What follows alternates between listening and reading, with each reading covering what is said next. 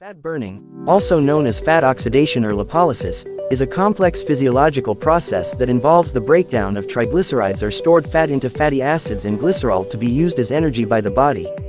Here's a detailed description of the fat burning process. First step, triglyceride mobilization. Fat cells or adipocytes store triglycerides, which consist of three fatty acids bound to a glycerol molecule. When energy demands increase. Example, during exercise or calorie deficit, hormones such as epinephrine and norepinephrine signal fat cells to release stored triglycerides into the bloodstream. Second step, transportation in the bloodstream. Once released, fatty acids and glycerol travel through the bloodstream bound to albumin, a protein carrier. Quick tip, albumin is produced in the liver and is the most abundant protein in human blood plasma. To continue with our topic, fatty acids and glycerol are transported to various tissues and organs by albumin where they are needed for energy production. Third step, entry into mitochondria. Fatty acids need to enter the mitochondria of cells to be oxidized, or simply burned for energy production. Quick tip, mitochondria are small parts inside cells that act like power plants. They take the food we eat and turn it into energy that the cell can use to do its work. Without mitochondria, cells wouldn't have the energy they need to function. Fourth step, beta oxidation. Inside the mitochondria, fatty acids undergo beta oxidation, a series of chemical reactions that break down fatty acids into acetyl-CoA molecules. Quick tip, acetyl-CoA is a molecule that helps cells produce energy. It is like a key that starts the engine of a car.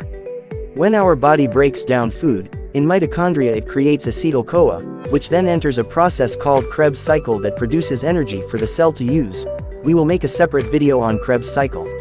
This process generates ATP or adenosine triphosphate, which is the primary energy currency of cells. Fifth step, ketogenesis. In addition to ATP production, beta oxidation also produces acetyl-CoA that can enter the ketogenic pathway. Acetyl-CoA molecules can be further processed into ketone bodies in the liver, which are alternative energy sources for tissues like the brain during prolonged fasting or carbohydrate restriction. Sixth step, glycerol utilization. Glycerol, released during triglyceride breakdown, is transported to the liver where it can undergo gluconeogenesis, the process of converting glycerol into glucose. This glucose can then be used directly by tissues that require glucose for energy.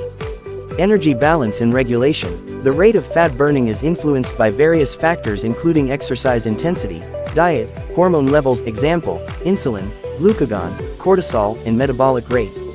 During exercise, especially aerobic exercise, fat oxidation increases as the body's demand for energy rises and glycogen stores become depleted.